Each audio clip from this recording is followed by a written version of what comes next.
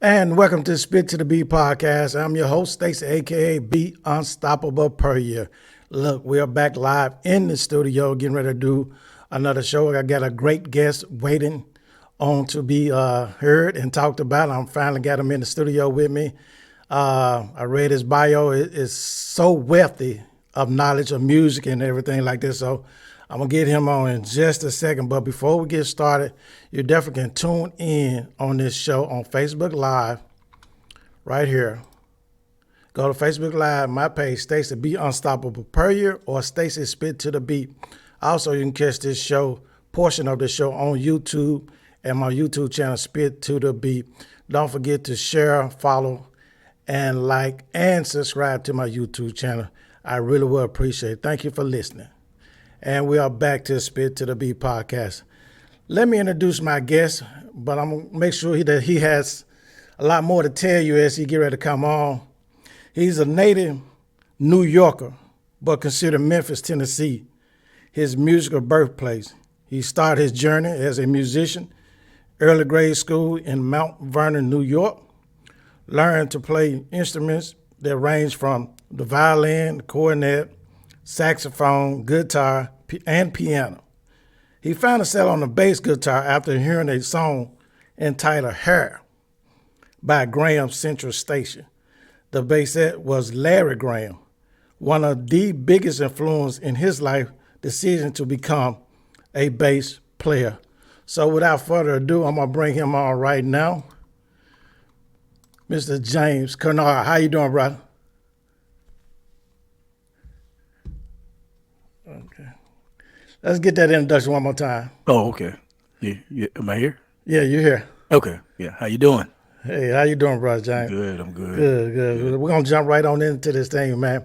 Hey, All right. tell my audience a little more about yourself, man, because I read the information that you sent me. I'm like, oh my God, I'm like reading the encyclopedias of history, man. When did all this start? And okay, I don't want to get ahead of myself, but go ahead. Talk to my audience about you. Well, actually, like it's funny because when I first came to Memphis, I really wasn't. I wouldn't even consider myself a musician. I was like my 10th grade year in high school. I came in my 10th grade year, so I was a teenager, and I wasn't even really playing bass at that time. What I wanted to do was play baseball. I was really trying to be a baseball player. Believe it or not. Really? Yeah, What yeah. what stopped that career, that passion? Well, just to be transparent, when I moved from New York to Memphis, it was such a big change. It was kind of Yeah, traumatic, you yeah, know. we were Kind slow of, down here. yeah. Well, I mean, it's just different. I won't say, you know, Yeah. it's just different. And for me, the difference was so big that I couldn't. It was hard for me to adjust culturally and and everything. So because I would go to school and people when I would open my mouth and talk, people would say, look at me like I was something was wrong, because I had a really strong Bronx accent. I Okay. which I've lost most of it now since I've been here longer. Yeah, So nobody could ever tell you were from some part of New York. yeah, some words come out like here, so every once in a while, but otherwise, Okay. I lost it. But anyway, so honestly, I started playing music almost as therapy. You know, I've always liked music. I never thought of myself as pursuing it as for a career. But like I said, when I moved down here, I started. My grandmother brought me my first bass, and I just would just practice it all the time. I go to sleep with it in my hands at night and everything. And it got to a point where it was my therapy to help me with my adjustment with being in Memphis, and it ended up turning into something positive because in my senior year in high school, because I skipped a grade, went to some school, skipped a grade, and Okay. senior year in high school, I started playing in a jazz band at Hillcrest High School, Okay. and the first gig we did, the first song I ever learned how to play was "Reasons" by Earth, Wind and Fire. Right. Right. And And so anyway, we played at this like talent show or a major red showdown thing, whatever it was, and then we had to play at this dance. And so we played at the dance, and when when the band that I was playing with, when we played, I saw how it affected people, you know, what it did, you know, it was, I know that sounds corny, but it was like an energy that went out, and and the energy came back to me, and I felt it. I was like, oh, this is what I want to do for the rest of my life. So In from that that point, moment. yeah, that's the actual moment, you know. The Okay. rest is history. Like you said before, the reason why I even picked up bass is because I heard Larry Graham playing a song called Hair, and I said, "What is that instrument?" Because I had gone through a bunch of other instruments. I was like, "Whatever that is, that's what I want to play." So that's how I did. Out of That's all how I that did. learning, all them other Yeah, instruments, exactly, the bass exactly. got you. Yeah, exactly. How long you been playing the bass? Ever since when? I mean, it Uh, became that final instrument. that was, I would have to say 74, 75, 70 for 1975. Really. Since 1975, I picked it up and I hadn't put it down since. So I've your been tr- so your transition from New York to Memphis was a culture change. Or yeah, sure, I'm sure it was. pretty big. I mean, you go from, and I'm just being honest, being transparent too. Everyone else that know New York is faster. You come Yeah, down south, yeah, everything's slow, yeah, yeah. and mellow. So it I definitely a had to, culture. I had to get used to. Um, well, back it was a lot better back then than it is now. But when people will speak to you, in New York, you just kind of like when you see somebody, you just go, you just Okay. do the head movement. What's up? You know. I thought they was a little rude up in New York. I mean, they were, Well, I yeah, guess, actually, sometimes they don't. Yeah, well, back then, now it's weird because it's like the other way around now. yeah. It's like it seems like if you speak to somebody here, they're looking at you like, "What's wrong with you?" In New York, they're a lot more friendly than it was when I was up there when I was younger. So it's weird how it's switched around like that. Right, right, right. So you a graduate? Was you a graduate of Hillcrest? Yeah, graduated from Hill.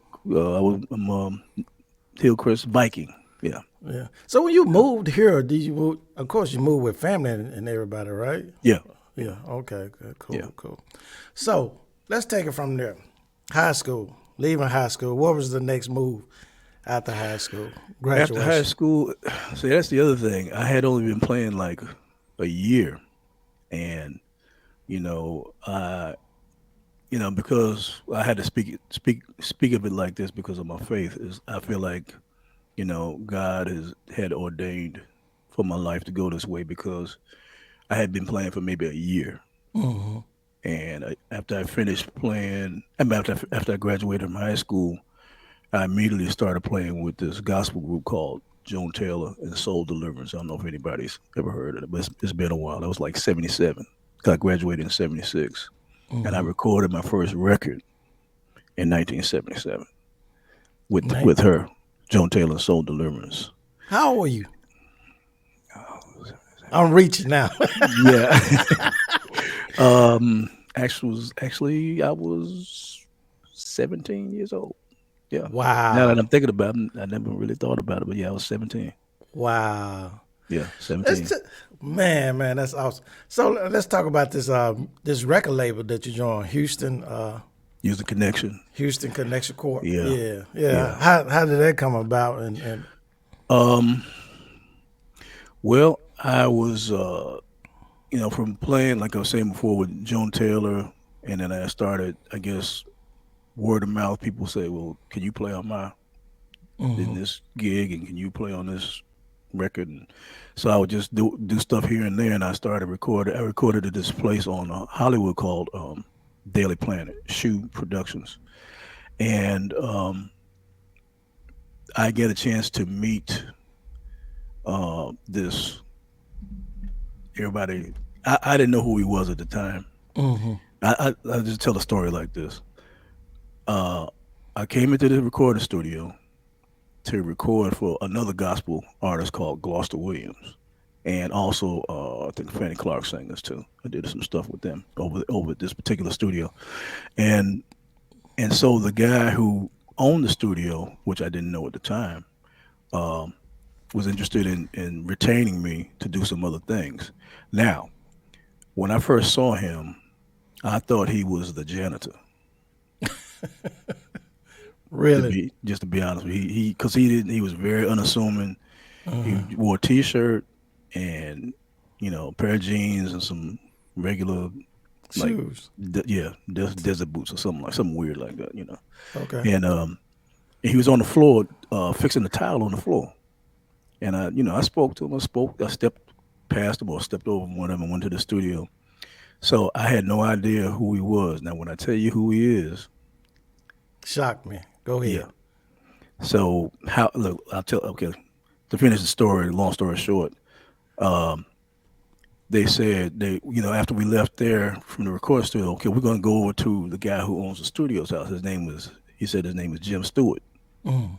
You know, so now if anybody hears that name, most people in the music industry would know who Jim Who Jim Stewart is. Stewart I'm getting is? ready to tell you. I'm getting ready to tell you if you don't know.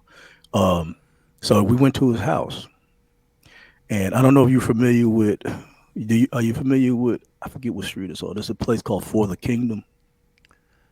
It's Is it like is it in Whitehaven area or no, close to it's out Thirds? in Raleigh, I think, out in Raleigh, but it's like a gigantic, huge complex.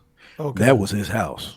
He donated Wow. that house. He donated it. It had like three swimming pools, a horse ranch, tennis court, basketball court, game room, all this stuff. This was back in '82, Okay. and I found out that he was a guy who started Stax Records. Wow. Wow. I Yeah. had no idea, but what impressed me was how unassuming he was. He didn't Hmm. try to flaunt who he was or brag about who he was. He just kind of just wanted to get whatever it took to be successful. Hmm. Without anything extra. You know, That's awesome. So yeah, back to you. I mean, it seemed like your name was just passed around a lot for people who's calling you as a know this guy's name. He can play the bass guitar. Let's get him and name James. So your name was in that circle a lot, wasn't it? yeah, Looked yeah, like you was yeah. coming up with job after job. Yeah, and the I had to, and it was funny because like I said, I wasn't really trying to do it to make a living. I just it was for the love of the music. I really enjoyed what I did, and I put all my priority was to just be a good musician. You know, At 17, 18 years old. yes, sir. Wow. Wow, that's amazing, man.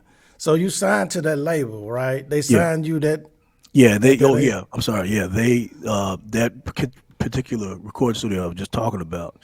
They had made a connection with a guy named Harvey Lynch in Houston, Texas, and they started signing artists, local artists from Memphis, on this particular label. And how I got to be on the label was I had learned a lot about being in a recorder studio. From that period of '77 up to '82, I had to learn how to engineer and produce and write music and all of that. So I Wow. was so they gave me the key to the studio. So I would go when everybody was gone. I would go in the middle of the night Hmm. and just record my own stuff. I play all the instruments and record my own music. And so Jim Stewart came in and he heard some of the stuff I did, and he said, "Man, you need to be an artist yourself." Okay. And that's how I got really in the Hmm. industry with as far as writing and producing and all of that stuff. So, and So that's what how I was got your what you so used to what was be. your stage name? I see. I know you signed as a solo artist, right? Yeah, I had that. That's another story. How matter of fact, to just continue from that, that's how I got my stage name. Um, it was the people from Houston Connection Records were in there and they heard the music, and somebody said, "Well, what is it going to go by? What's going to be his stage now?" And somebody, I have no idea who said it. Somebody just shouted out X25, X25. and they just went with that. And I was like, "Sounds good to me. Whatever it takes." I'm just that did it have a meaning behind it? No, it just somebody just X shouted out X20. X25, and that's Wow. and then all my friends and all the people from back in the day, they still call me that. So. Those who know now, I know now. Man, that is amazing, man. Your started so early, and Yeah, your career just started taking off. And you, from what you said just a minute ago, you was going into the studio when everybody left. right. You had a chance to learn every Yeah, aspect of the music yeah, industry, from the recording, yeah, being the engineer, and the finding how to hear that sound that sound right or right. sound wrong. So, Yeah, man, you yeah, you learned everything, the whole circle of the music. yep, So yep. that's amazing within itself. Because most people only get portions here and there of it. Right, They right, either a singer or they are instrument player, but you right. learn the whole Yeah, 360 of it. yeah. It was a great opportunity. And you went in and did that by teaching yourself, right? Yeah, Most of it? most of it I learned. Well, I had some guidance from engineer that used to work over at Ardent Recording Studios. He did a lot of the engineering work for people like the Barkays and Shirley Brown and a lot of the local art and a lot of the old Stacks. Matter of fact, he was from Stacks. He worked out of the Stacks camp, and pretty much most of the all the Stacks artists he did, and he taught me all the stuff I knew about engineering and sound and all that kind of stuff. So I had the best of the best, Right. it's when it comes to learning Okay. about the industry and everything. So Yeah, cool. So hold on for a second. We're going to take a public announcement break and we'll be okay, right back. all right. Hey, this is Stacy, aka Beat Unstoppable Per Year with Spit to the Beat podcast. Would you like to be my guest if you're a singer, songwriter, musician, producer, or promoter? Give me a call at 901-341-6777 or email me at myguest@spittothebeat.com. Okay, we're back. We're James Kinard, the music. I'm calling you the music library, man, because we got to talk about how this list of artists that you played behind or played with alongside of them. Yeah, That's a plethora of artists that you was able to. I mean, I don't think anybody can hold record to what you sent me. From just naming a few of them. No, Rufus Thomas. yeah. Go tell us the list. Tell us some of these artists Oh that you can wow, play for. I've probably forgotten all the people, a lot of the people that I played with, but Rufus Thomas was actually one of my favorites. He was a lot of fun. He could even turn a mistake into make it part of the show. Yeah, he was the consummate performer, professional on stage. He knew what it meant to perform, and what it meant to really put on a show. Out of all the people, matter of fact, pretty much out of all the people that I played with, he was probably the most. He had the most knowledge, or as far as knowing, understanding what it meant to put on a show and make good music at the same time. So Millie Jackson.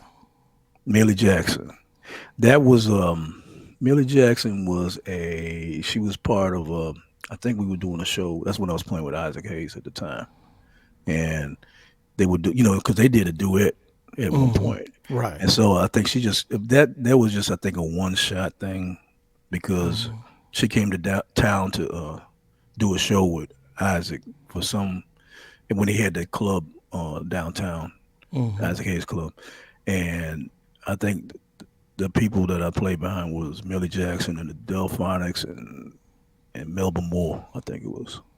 So Man. When you sent me this list, I started looking at the list. And I'm like, all the people I was still looking for, where's Prince? Michael Jackson? I said, if he ain't playing for them, like, come on now. All these names on here that people would Well, die to play for, man, that you had a chance to experience that on stage with them. yeah, I didn't want to move to Minneapolis. It's too cold up there. I So know it's about 14 degrees below zero some days up there. right. I couldn't do it either, bro. But I'm not lying. I was looking at. I know Prince or Michael Jackson on here somewhere. Well, we've crossed paths, So I never did get him. I never did share the stage with him. So the other thing that you started a band and you released some music. Tell us about that. Yeah, what I was telling you before about when I first got here and when I first started playing, and I've been playing all these years with a lot of different people. You know, pretty much every Stax artist you could name, except maybe Otis Redding or the original Barcades.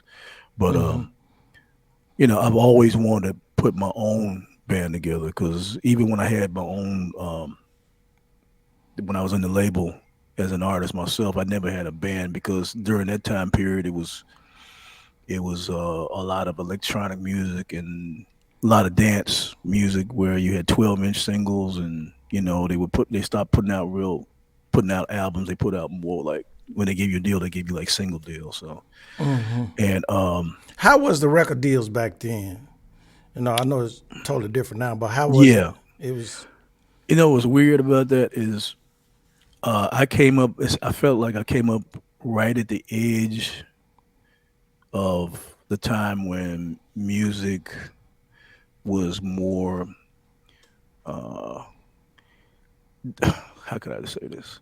It was it was more about visual. I think it was because the MTV it come out at that time, and it seemed like most of the record deals were based on how the artists looked sometimes, and you had to have a look. As some matter of fact, when a friend of mine went and shopped a record deal out in California, this is a true story. Um, okay.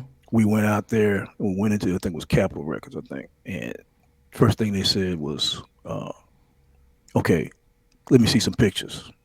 They didn't hear any music, they hadn't heard any music at all, Really? and so we showed them the pictures of the artists. Like, okay, you got a deal. Now let me hear them. Let me hear the music. Hold up. Now that sounds That's a backwards. true story. That's a true story. Was it Yeah. because y'all was coming from Memphis? Did they No, just that's the way wanted that somebody from Memphis or no, what? no, that's the way the industry was at the time. Wow. It was like a transition where they didn't focus on the talent first. They focused on how, and it was because of the MTV thing where the video would push the music, so they wanted you to look a certain way, so it'd help them promote the music, whatever the music So was. that was the intel as far as the contract, what it was Yeah, all about. What was the yeah. pay?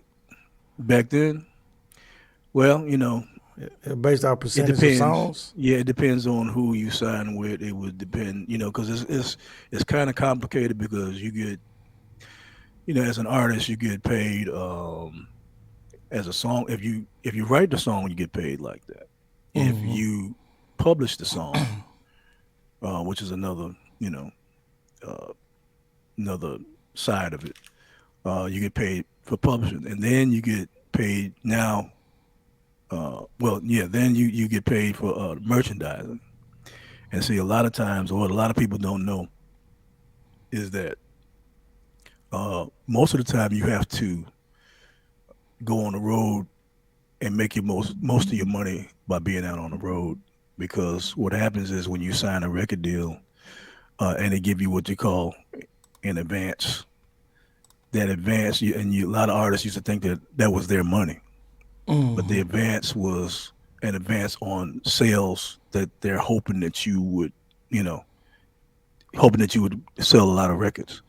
And if you sold enough to meet that advance, then yeah, that money is yours. But Right. if they didn't recruit their losses from putting their money into the recording studio and hiring musicians and tour support and promotions and everything, when they got through all of that, whatever's left, if they were behind, if any money came in, they would take that and you wouldn't get any more money. That would be that. That's a So it would great depend on you would have to go out on the road and do a lot of touring to and really, make your money. yeah. Because a lot of That times you don't really make on your first album or your second album. You can Lionel Richie and all the top artists can tell you that they don't really make their first, even if it's a million seller uh, or multi-million seller, they don't really make any money off the first one. You know, they may be the man, second or third, something like that. So that's how that's that works. That's some great information, and that's definitely what I've been looking for on my show. Somebody can kind of explain it from A to Z about the contract part, about Hmm. the publishing and the Right, writing and stuff like going into like you probably ain't gonna make no money off your first album, right, stuff like that. Even if you touring, you got to pay the record label back right, because they looking for their money plus right, interest. right, So right. you can't you dying to get to what they call Right. the sophomore album, the next Exactly, album. exactly, and hope Yeah. that that sells more than the other one did. Exactly, exactly, man. That's amazing. That information alone is valuable to my audience. Now let's talk about this funk thing. Now you touch bases on gospel, Yeah, all the genre of music, gospel, jazz, right. soul, R&B. How was R&B for you? I mean, I know you in gospel, Yeah, and I know you a little bit in jazz, but R&B. yeah. I mean, that's the thing. That's the beauty of um, the experience that I've had in music. I actually, my mom was the one when I first started really taking it seriously. She's the one that told me not to just get locked into, just see music as music and not as, you know, uh, listening to one particular thing. Because whichever genre you jump to, the notes don't change. It's the same notes. They just Really? play it with a different feel or a different instrument, but the chords are going to be the chords.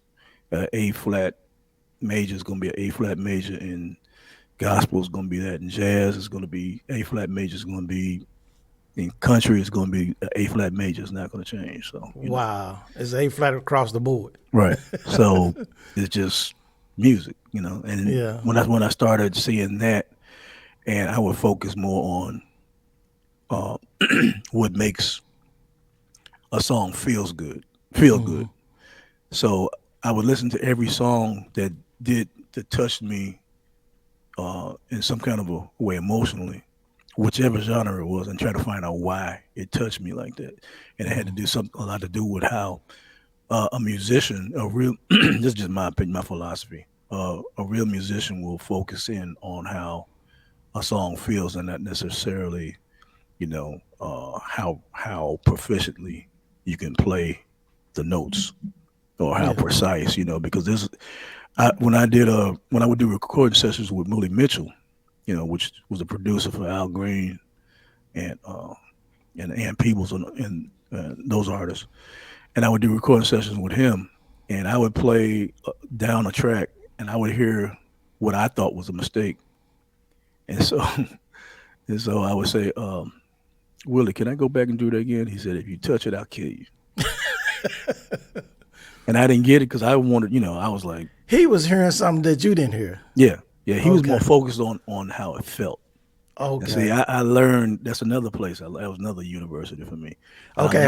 learned. Hold that thought. We're gonna take one more PA Okay, break and we'll be right back. all right. Hey, this is Stacy, aka Be Unstoppable Per You. Thank you for listening to our show, Spit to the Beat podcast.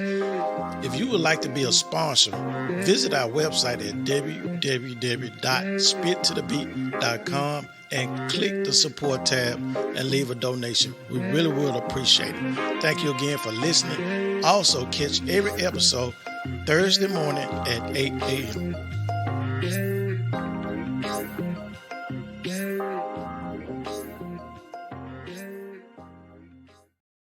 Okay, we're back in the studio with my guest, James Kinard, the musician library right here that I'm getting a great lesson on, and I hope this is valuable information. I know it's valuable information to my audience.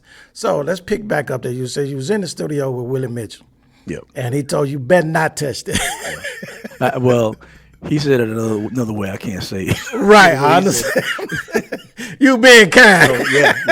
I had to be. Yeah, I know this is probably a family show. So I understand. yeah, but he let me have it. He like don't touch that. I mean, and like I said, I understood. It took me because sometimes, and this goes back to what I was saying before. This really, I think, this took me to another level of understanding the difference between being whatever instrument I played and being a musician. That's two different things. There's a difference between being a drummer and a musician, or a bass player and a musician. A musician goes to that other level. So he would do things like it's more abstract. It actually is more spiritual, Okay. And I didn't at first. It took me a minute, not too long, but it took me a minute to really understand what that really meant. But one of the things that helped me was one time he was trying to explain to me. I was playing on, I can't remember, it may have been an Ann Peebles album, and we were working on a track, and we ran down the track, and I guess it wasn't feeling quite like what he wanted it to feel like. And so what he would do, he would do like this. He was like, let me see if I can imitate. He said, "Hey man, can I get you to do more? Give me some more." Small man, I'm like, I was like, how do I process that with this, And I need you to give me. some more And feeling so, into and it. so I just kind of focused on what I thought he meant. I closed my eyes and I tried to. He said, "Yeah, that's it, that's it." Mm. I was like, "Oh, okay, I think I get it now." So, and I started thinking more like that. And I found out that it's an abstract place you have to go to. You almost have to go. This is what I tell everybody: you have to go past the music Right. to get to that other place spiritually and bring it back. And the music is the tool that you use to create the art of music. You know. Did you teach music in school too? Something like that? Was you teaching music in school? Okay. Mm, Okay. No, I never. I thought we had an old conversation about that one time ago. I thought you said you was teaching music at school or something. I've had a lot of people. Excuse me. A lot of people, ask for private lessons, but honestly, a lot of them, they quit early because they don't want to master the basics. They want to be awesome on day one. Right. And Right. my thing is that you have to master the basics. That means Yeah. you have to start from the beginning. And And that, if they stay with it, just like you just reiterate, you got to learn how to go past the music right. to feel it. And I Yeah. think that what Willie Mitchell was teaching you, Yeah. you got to go past because you just playing the Right. bass. Exactly. You got to go past what you're hearing and what you're playing to Right. really get Right. that feel. That probably was a southern feel that he was trying to get out of you. Yeah. Because you Yeah. from New York. Yeah. Sit down south, we got to get it's like soul Exactly. food, bro.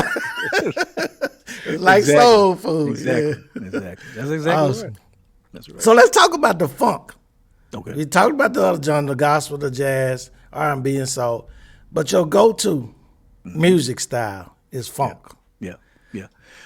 That's because, again, if I go back to my childhood, even before I was playing music, I can tell you the exact moment when I was captured by that genre of music. I know the exact moment and the exact song. Okay. I was in my this was in New York. This is when we had those console stereos that sat on the floor, And I was listening to the radio station and I heard James Brown's Cold Sweat. Mm-hmm. And when I heard it, I didn't know who James Brown was. Really? I never heard that kind of music before in my life, but I remember sitting right in front of the speaker like this, just speaker right in front of my face, and just sitting there like, oh, why does this make me feel so good when I hear it? The Godfather of Soul. Wow. And I okay. heard that song, and I just hadn't been right since. Mm. And so that was my introduction to what funk music was. And then I started paying attention to more songs like Sly and the Family Stone and excuse me, Sly and the Family Stone and who was out at that time? Ohio Players and whoever else did like anything that I thought was anything close to funk. I just kind of focused on that, and that just kind of got in my soul. So when I eventually picked up the bass, um, that's what I started listening to, that kind of music, and tried to focus on that feel. Because that feel, you really can put it on almost everything. You can put it in gospel, Yeah. and Right. you can put it in jazz. You can put it in everything. So That just to go along with what you're just saying about the funk music, is that what your band now? when y'all go out and play gigs? I mean, you basically Yeah, play a I lot of mean funk type. we do everything, but it's the foundation is pretty funky. That's what Okay, yeah, you that's know. what I'm trying to say. The foundation of it. Yeah, yeah. Man, that's awesome. Look here, man. I have enjoyed this conversation with you. I really do appreciate you coming on the Yes, show sir. and giving us a plethora again of information about the music industry, your history, your transition from New York to Memphis, and all these artists that you play with and behind. I mean, people really need to. If they don't know you, I don't know what planet these folks been living on. But man, I think definitely I know Memphis know you. How's your out of town uh, aspect as far as when you travel? Do people know you out of town when you go to other Well, cities? what's funny? I was talking to a friend of mine yesterday about that. How that's the weird part. Is like it's strange when people in another country know more about you than the people where where you live. Where you actually live. And I remember traveling overseas to London during a tour in London, and we were doing the particular tour. We were talking to some people about doing a radio interview, and one of the people in the entourage was introducing me to this particular group of people who were like historians, I think, musical historians. And I'm thinking, they know just famous people or whatever. And so he introduced me to these people. He said, "Oh yeah, we know who you are. Yeah, you played on blah blah blah blah blah. You played on this." And I'm like going, "Wow, I forgot I played on that record." So they knew more about me than uh, the, the people People, here where right? I actually stay.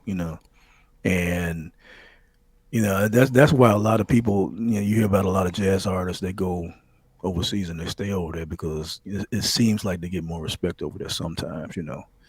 But that doesn't mean that this is not a good place for music and musicians to thrive. It just can be difficult sometimes because the way things can be set up, or but I say that there's been a lot of musicians that have had to leave here and go other places to really succeed. There's people from here that have played with people like Stevie Wonder and Christina Aguilera and J Lo, and and they're from right here in the Right. city. People wouldn't know it. So it would be nice if we could just stay here and be just as successful. Yeah. That's why the band that I'm working with now, we actually have a concert coming up. Um, Okay. the 31st, no, not 31st, 23rd. I'm sorry, 23rd of this month at the opening park sale. That's a Friday, Okay. Okay. and it's called, Cool. the name of the band is Mosaic. Music. Awesome. Awesome. Yeah. Now, last question. All right. You probably already said it, so you might be repeating yourself. Oh, okay. But what advice would you give up and coming musician artists who's trying to put a foothold in the music industry? Tell your wife, say, Yeah. hey, I don't think she knows she's on camera. she's been exposed. Uh-oh. You still there? Yeah, I'm here. I'm here. Okay. Okay. Go ahead. Um. So, advice. I would say focus on the art of music. What is it? Understand what it means, what the purpose of music is before you do anything. Don't make it don't make making money the priority. Hmm. You know, the money will come. You know, just stay focused on the art of music. The purpose of music is to, as like any art form, like a painting or sculpture or whatever, is to invoke some kind of emotion, you know, Okay. and that means something internal and to me spiritually. So I would say find out what it is, how to get past the music and find that place to connect to. You know, for me is God. You know, I can connect spiritually and then I bring it back and I use the music as a vehicle to express what I've learned, who I am, what I've experienced, you know. And that's what they do in paintings and poetry. And it's the same thing as art. So I would say focus on that and you keep the art alive and you also build yourself up as a true musician as opposed to just playing an instrument, you know. Awesome, awesome, great, great. Yeah, I want to thank you for being on Spit to the Beat podcast and sharing your Yes, life sir. story, your career, and your continuous musician lifestyle of playing music all over the United States and out the country. Thank you again, brother Thank Jim. you. I Thank call you. you Jim. I know it's James, but I That's all call you right. That's okay. No, my friends I've call me been calling Jimmy. you Jim all your life since I've been knowing you. Right, right. So thank you. Hold on for a second Okay. as we get ready to close out. Hold on for me, Jim. All right. Okay. I'm gonna put you. Go close out. Well, again, thank you for joining Spit to the Beat podcast. I'm your host, Stacey, aka Beat Unstoppable Persia, and we'll hear this new episode every Thursday at 8 a.m. Please tune in. You can catch it at www.spittothebeat.com. Also, if you'd like to be a guest on my show, email me at myguest@spittothebeat.com or give me a call at 901-341-6777. And that's a wrap.